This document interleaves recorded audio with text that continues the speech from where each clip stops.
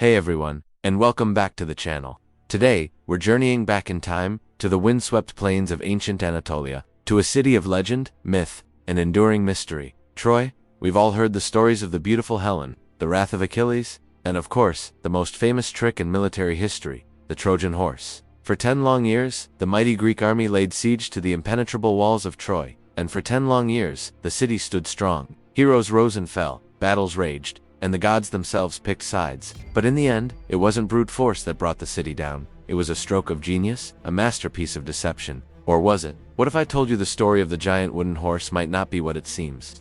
What if the truth is even more fascinating than the legend? Today, we're going to peel back the layers of myth, dig into the archaeological evidence, and try to unravel the real story of the Trojan War and the mystery of the wooden horse. So, grab your gear, because we're about to embark on an epic quest for the truth behind one of history's greatest tales. Let's start with the story we all know and love, immortalized by the Roman poet Virgil in his epic, the Aeneid. After a decade of fruitless war, the Greeks, seemingly defeated, pack up and sail away, leaving behind a colossal wooden horse on the beach as a supposed offering to the goddess Athena for a safe voyage home. The Trojans, overjoyed, debate what to do.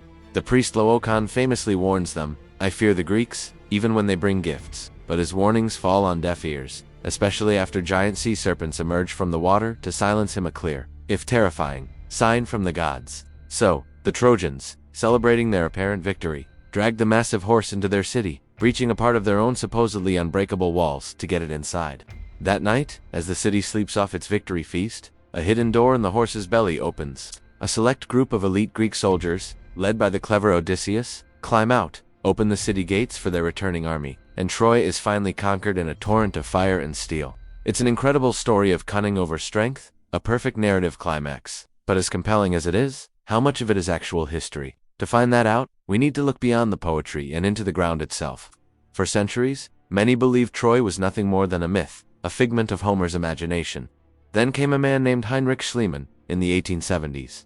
A wealthy German businessman, obsessed with the Homeric epics. Since childhood, Schliemann was convinced he could find the real Troy. He followed the geographical clues in the Iliad to a hill in modern-day Turkey called Hystarilik, and there, he started digging.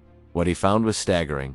Not just one city, but multiple layers of cities built on top of each other, spanning thousands of years. Schliemann was a controversial figure, and his archaeological methods were often destructive. He literally dynamited his way through layers he deemed unimportant to get to the one he believed was Homer's Troy. He even claimed to have found Priam's treasure, a magnificent hoard of gold artifacts. While his claims were often exaggerated, and his methods would make a modern archaeologist weep, Schliemann did prove one crucial thing.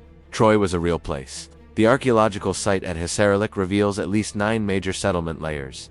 Designated Troy I through Troy Ix, the layer most scholars now associate with the historical Trojan War is known as Troy VIIA. This layer dates to the late Bronze Age, around the 12th century BCE, which lines up perfectly with the traditional dating of the war. And the evidence found in Troy VIIA is chillingly suggestive of a violent end. Archaeologists have uncovered signs of a massive fire, widespread destruction, and even human skeletons left unburied in the streets, along with piles of slingstones, suggesting a final, desperate defense. The city was hastily rebuilt by its survivors, but on a much poorer, smaller scale. Something catastrophic clearly happened to this prosperous city right around the time the Trojan War was said to have taken place. The walls were real, the city was real. The war, in some form, was likely real. So, what about the horse? This is where history and myth collide most dramatically. To date, archaeologists have found zero physical evidence of a giant wooden horse at Troy. No giant splinters, no blueprints, no hidden trapdoors. And let's be honest, from a practical standpoint, the story raises a few questions. Building a wooden structure that massive, capable of holding dozens of men, without the Trojans noticing. Moving it across the beach and through the city walls? It sounds more like a fantastical element designed to make a good story even better. So, if not a literal horse, what could it have been? This is where the theories get really interesting. One of the most popular and plausible explanations is that the horse was a metaphor for a siege engine. The Assyrians, who were contemporaries of the late Bronze Age Greeks, were masters of siege warfare. They used massive timber-framed battering rams, often covered in wet animal hides to protect them from fiery arrows. These machines were sometimes given animal names, and, from a distance, could have resembled a large, slow-moving creature pushing against the city walls. It's entirely possible that the Greeks, perhaps with borrowed technology or their own ingenuity, used such a device to finally breach Troy's famed defenses. The story of soldiers emerging from its belly, could be a poetic way of describing the moment the machine broke through the wall, allowing the Greek army to pour into the city. Another compelling theory connects the horse to the god Poseidon. In Greek mythology, Poseidon was not only the god of the sea but also the god of horses and, crucially, of earthquakes. He was often called the Earth Shaker. What if the Trojan horse wasn't a man-made object at all, but a devastating earthquake that damaged Troy's walls? An earthquake could have created the very breach the Greeks needed to launch their final, successful assault. The offering of a horse could be a distorted memory of a natural disaster, attributed to the horse god Poseidon, which the Greeks then cleverly exploited.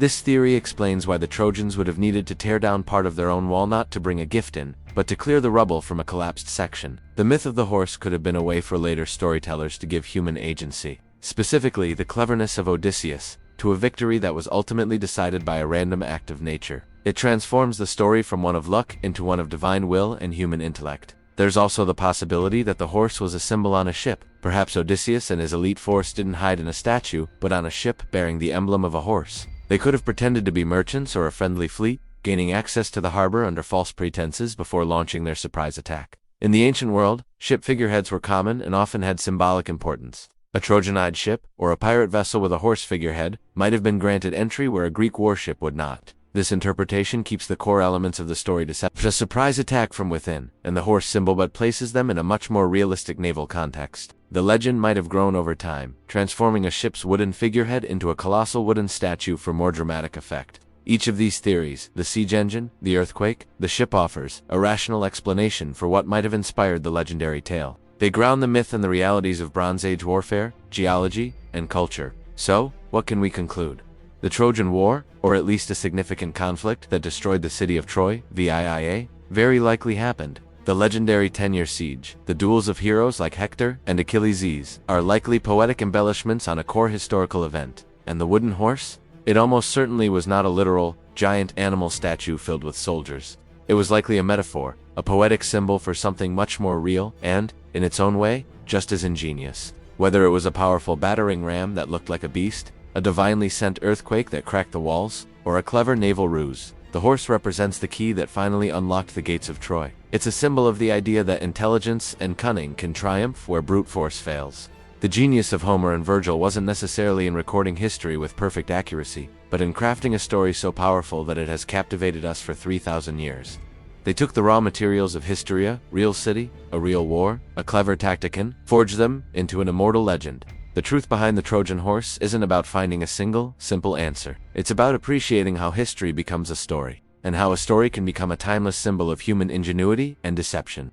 Thank you so much for joining me on this archaeological detective story. What do you think the Trojan horse really was? A siege engine? An earthquake? Something else entirely? Let me know your theories down in the comments below. I love reading your thoughts. And if you enjoyed digging into the past with me today, please don't forget to hit that like button, subscribe to the channel, and ring the notification bell so you don't miss our next historical adventure. Until next time, stay curious.